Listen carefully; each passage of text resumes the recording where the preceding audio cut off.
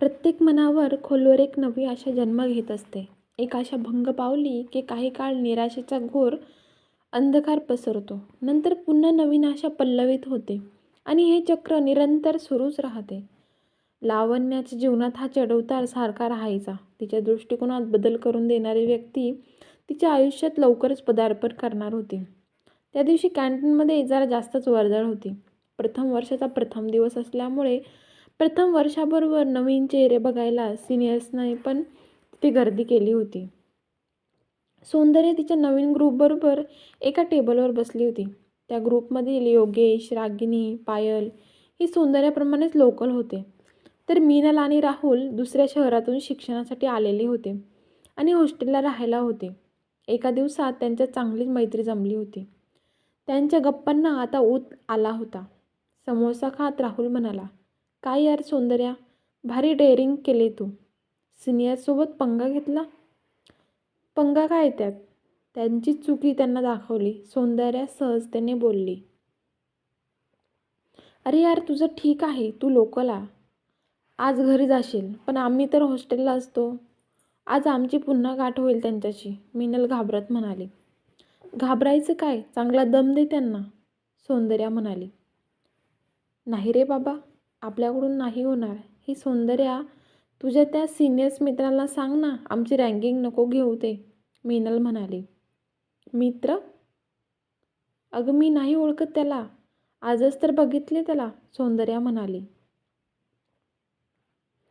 "आम्हाला तर वाटले फार गहिरी दोस्ती आहे तुमची," सौंदर्याला खिजवत योगेश म्हणाला.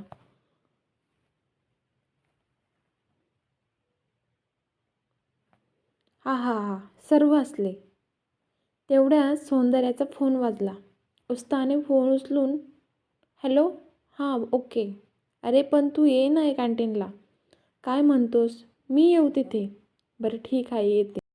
"हे गाईज, यू कॅरी ऑन. मी येते एका मित्राला भेटून." सौंदर्या निरोप घेत उठली. योगेश पुन्हा खिजवत म्हणाला, "मित्र हां? गप्पे, दुसरा चांगला मित्र आहे माझा. त्याला भेटायला चालली." "बरं येते मी." सौंदर्या उठून लावण्या बसलेल्या टेबलजवळ गेली. लावण्या एकटी चहा पीत काहीतरी विचारत होती. "तुझा फोन बंद आहे का?" सौंदर्याने विचारले. लावण्या गोंधळून, "अगं तू ये ना बैस." "नको, तुझा फोन बंद आहे का?" सौंदर्याने पुन्हा विचारले. "अगं हो, खरंच बंद आहे. बॅटरी डिस्चार्ज झाली वाटते." फोन चेक करीत लावण्या म्हणाली. "तू कॉल करीत होतीस का मला?"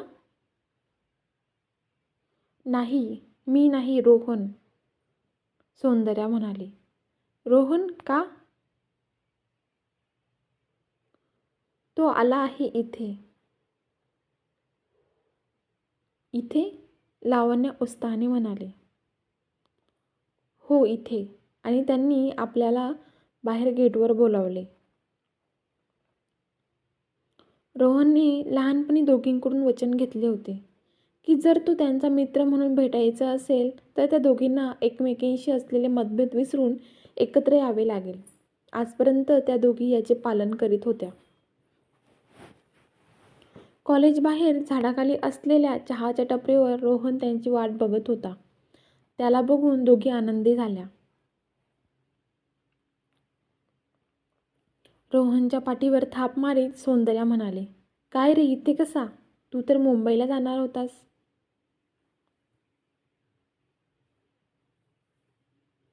"अरे काय सांगू, नशीब माझं तुमच्या समोरचं कॉलेज मिळालं." "काय सांगतोस? तू तर जे जे स्कूलला ॲडमिशन घेणार होतास ना?" लावण्याने विचारले. "त्यांना माझी पेंटिंग नाही आवडली. मग मीच म्हटलं जा उडत. मला काय, तुमचं नुकसान." "हा हा हा," रोहन मस्करीत म्हणाला. "आणि म्हटलं इथेही चांगले आर्ट्स कॉलेज आहेत. मग मुंबईला कशाला? इथे घरच्या भाकरीवर शिक्षण होईल. नंतर बघू." "ग्रेट. आणि तू आत का नाही आलास आमच्या कॅन्टीनला? इथे या टपरीवर बोलावले आम्हाला," सौंदर्या म्हणाली.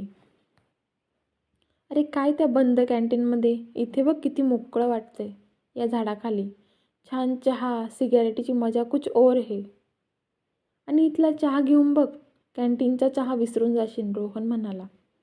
बरं ते सोडा, कसा होता पहिला दिवस? ग्रेट, फार मज्जा येते. आमचा छान ग्रुप जमलाय, सौंदर्या उत्साहात म्हणाली. इकडे लावण्याचा उतरलेला चेहरा बघून लावण्याच्या एकटेपणाच्या रोहनच्या लक्षात आला. रोहन लहानपणापासूनच लावण्याचा सर्वात जवळचा मित्र. तिला तो चांगला ओळखून होता. त्याला कळून चुकले होते की सौंदर्याने लावण्याच्या तिच्या ग्रुपमध्ये सामील केलेले नाही. यावर तो जास्त न बोलता विषय बदलत म्हणाला, लावण्या, अगं तुम्ही येत जा चहाला इकडे, म्हणजे आपली रोज भेट होत जाईल आणि मी माझ्या नवीन ग्रुपची तुम्हाला ओळख करून देतो. हो नक्कीच, लावण्या उत्साहात म्हणाली. धन्यवाद. कथा आवडल्यास चॅनलला लाईक, शेअर, सबस्क्राईब नक्की करा. पुढचा भाग लवकरच तुमच्या भेटीला येईल.